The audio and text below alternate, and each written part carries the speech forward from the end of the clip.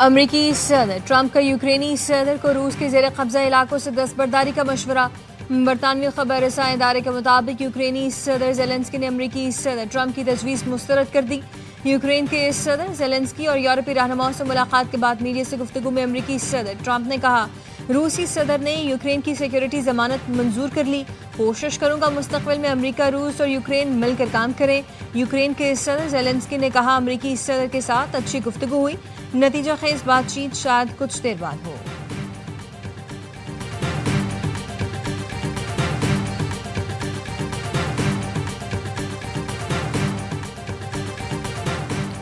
نائب وزیر اعظم اسحاق ڈار کی 27ویں آئینی ترمیم لانے کی خبروں کی تردید، کہا 26ویں ترمیم ہضم کر رہے ہیں، 27ویں کی ابھی ضرورت ہی نہیں۔ لندن میں صحافیوں سے گفتگو میں بولے، ملک درست سمت میں جا رہا ہے، G20 میں شامل ہونے کی کوشش کر رہے ہیں، ہم امن پسند ملک ہیں، بھارت کے ساتھ جنگ بندی پر قائم ہیں۔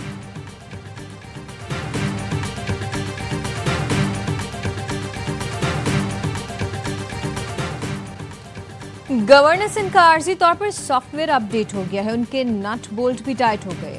بھائی تو نہیں آ رہے لیکن اب بھائی بھائی ہو گیا۔ سینیٹر فیصل واڈا کا گورننس کے حالیہ بیانات پر رد عمل۔ پروگرام خبر ود مالک میں کہا، میری رائے ہے کہ آئینی اور سرکاری عہدوں کے لیے ایک مینٹل ٹیسٹ بھی ہونا چاہیے۔ بانی پی ٹی آئی معافی مانگ لیتے ہیں تو یہ ایک نیا سسٹم شروع ہو جائے گا۔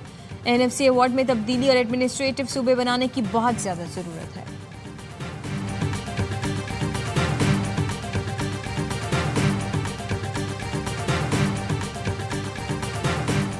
سوابی میں بادل پھٹنے سے تباہی، بھاری بھرکم پتھروں کے ساتھ پانی گھر میں آیا اور قیامت ڈھا دی۔ متاثرہ شخص نے ARY نیوز کو بتایا، ماں، بہن اور 9 بچوں سمیت 15 لوگ ملبے تلے دبے ہیں۔ راستے بند ہونے کے باعث ریسکیو کاموں میں مشکلات۔ ریسکیو اہلکار نے بتایا، 1.5 گھنٹے میں 5 کلومیٹر پیدل چل کر گاؤں تک پہنچے۔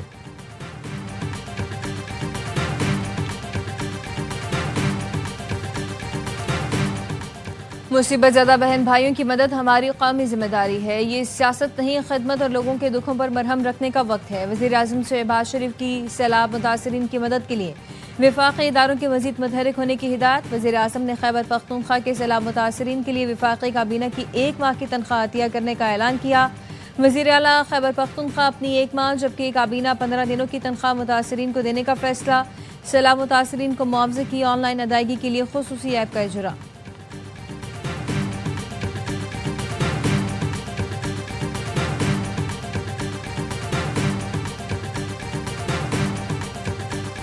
پنجاب میں بہت جلد جاپان جیسی ترقی نظر آئے گی۔ وزیر اعلیٰ مریم نواز کا جاپان میں پاکستانی کمیونٹی سے خطاب، کہا، ایک وزیر اعظم تھا جو دوپہر 12 بجے آتا تھا، 3 بجے غائب ہو جاتا تھا۔ شہباز شریف 17 گھنٹے کام کرتا ہے۔ نواز شریف اور میری محنت سے بھی ملک ترقی کر رہا ہے۔ PTI دور میں دوست ملکوں سے تعلقات خراب کیے گئے، ہماری حکومت نے ملک کو ڈیفالٹ سے بچایا۔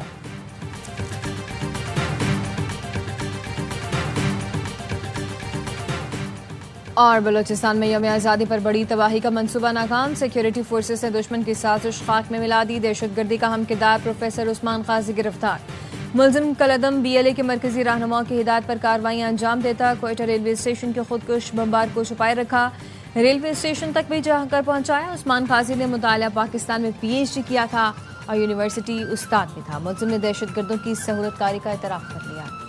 طوفانی بارش، سیلاب، لینڈ سلائڈنگ، خیبر پختونخوا حادثوں کی زد پر آ گیا۔ بنیر کے بعد سوابی میں بھی بادل پھٹنے سے تباہی، ندی نالے بکھر گئے، پتھر اور پانی کی کئی فٹ لہروں میں قیامت ڈھا دی۔ گھر، گلیاں اور بازار ڈوب گئے۔ سڑکوں پر پانی اتنا تھا کہ گاڑی کی ونڈ سکرین سے ٹکرانے لگا۔ لوگوں نے چھتوں پر چڑھ کر جان بچائی۔ گدون سرکوئی کے علاقے میں 10 افراد جان بحا، 18 گھر منہدم ہو گئے۔ مکینوں نے ہلاکتیں بڑھنے کا خدشہ ظاہر کر دیا۔ راستے بند، لوگ رسیوں کے ذریعے نالا کراس کرنے لگے۔ سوات میں بارش کے بعد دریا، ندی نالوں میں ایک بار پھر طغیانی۔ پشاور میں آدھے 1 گھنٹے کی بارش نے شہر کو پانی پانی کر دیا۔ ایبٹ آباد میں سلہٹ کے قریب زیارت پل سے گاڑی پانی میں بہہ گئی، ڈرائیور نے چھلانگ لگا کر جان بچائی۔ مردان، DI خان، ہری پور، ضلع محمد میں بھی بادل برس پڑے۔ گلیات میں پانی اسکول میں داخل، مقامی افراد نے بچوں کو ریسکیو کر لیا۔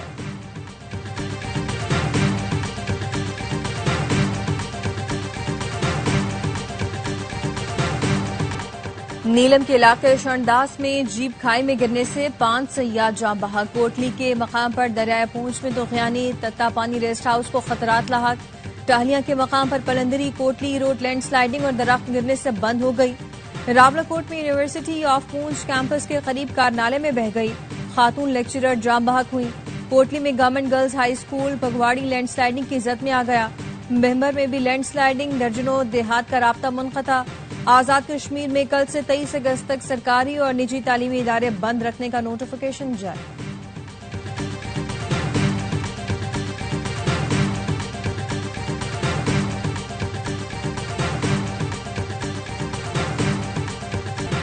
اللہ اپنے پیارے لوگوں کا امتحان لیتا ہے، وہ دیکھنا چاہتا ہے ہمارا ایمان کتنا مضبوط ہے۔ وزیر اعلیٰ خیبر پختونخوا علی امین گنڈاپور کی سوات میں ARY نیوز سے گفتگو، کہا متاثرین کو تنہا نہیں چھوڑیں گے، جس کا بھی نقصان ہوا ہے ازالہ کیا جائے گا۔ حکومت نے سیلاب کے دوران جاں بحق افراد کا معاوضہ 10 لاکھ سے بڑھا کر 20 لاکھ روپے کر دیا۔ مشیر اطلاعات بیرسٹر سیف کہتے ہیں سیلاب متاثرین کو خصوصی پیکج کے تحت معاوضوں کی ادائیگی شروع کر دی، تمام اضلاع کو 85 کروڑ روپے جاری کیے۔ محکمہ زراعت نے سیلاب متاثرہ اضلاع کے لیے ہنگامی ٹاسک فورس قائم کر دی۔ ٹاسک فورس متاثرہ کسانوں کو درپیش مسائل کی نشاندہی کرے گی۔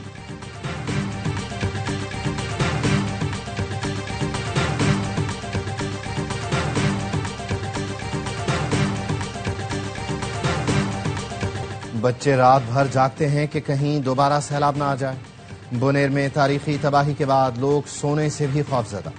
گاؤں بشونی میں ٹوٹے در و دیوار اور بکھرا ہوا سامان منہ زور ریلے کی وحشت سنا رہا ہے۔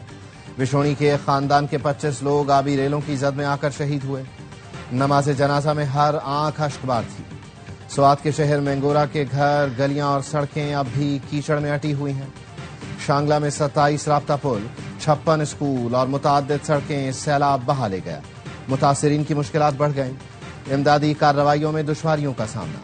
کلاؤڈ برسٹ کے بعد لاپتہ ہونے والے افراد کو ڈھونڈنا جاری۔ ڈائریکٹر PDMA نے بتایا 100 افراد اب بھی لاپتہ ہیں۔ صوبے بھر میں اموات 325 ریکارڈ کی گئیں۔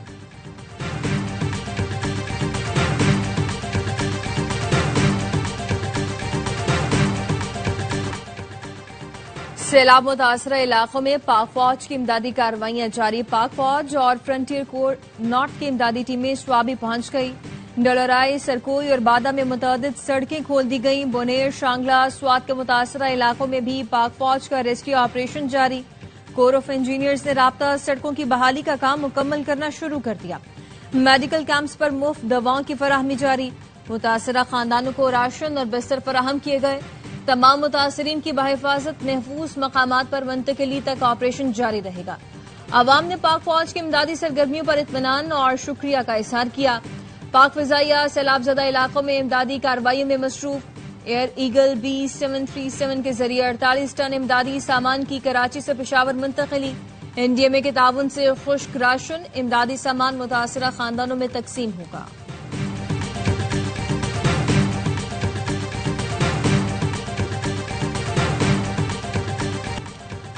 حماس نے مصر اور قطر کا پیش کردہ نیا جنگ بندی منصوبہ قبول کر لیا۔ مصر اور قطر کے ثالثی کردار کو سراہا۔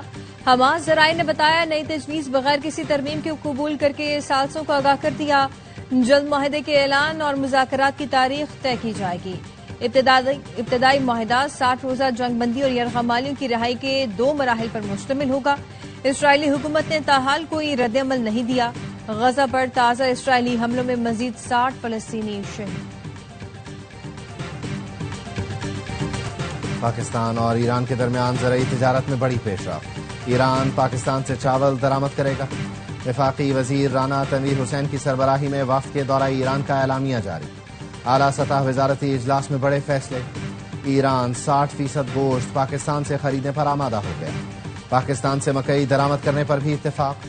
وفاقی وزیر رانا تنویر کہتے ہیں ایران نے پاکستان سے عام درآمد میں حائل رکاوٹیں دور کرنے کی یقین دہانی کرائی۔ عام کی ایران کو برآمد بڑھ جائے گی۔ زرعی تجارت کے فروغ کے لیے کسٹم کلیئرنس تیز کی جائے گی۔ فیصلوں پر عمل درآمد کے لیے مشترکہ کمیٹی قائم کی گئی ہے۔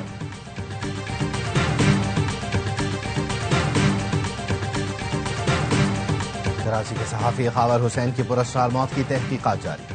کمیٹی کے سربراہ DIG آزاد خان کہتے ہیں خاور کی گاڑی سے ملے فون کا ڈیٹا ریسیٹ کر دیا گیا تھا، ریکور کرنے کی کوشش کر رہے ہیں، ہر زاویے سے کیس کی تفتیش کر رہے ہیں۔ پولیس سرجن کا کہنا ہے واقعہ خودکشی ہے یا قتل ابھی رائے نہیں دے سکتے، پوسٹ مارٹم کی ابتدائی رپورٹ 2-3 روز میں آ جائے گی۔ خاور کے والد کا کہنا ہے میرا بیٹا اپنے آپ کو گولی نہیں مار سکتا، یہ قتل ہے۔ خاور حسین کی سانگھڑ میں تدفین، نماز جنازہ میں صحافیوں سمیت عوام کی بڑی تعداد میں شرکت۔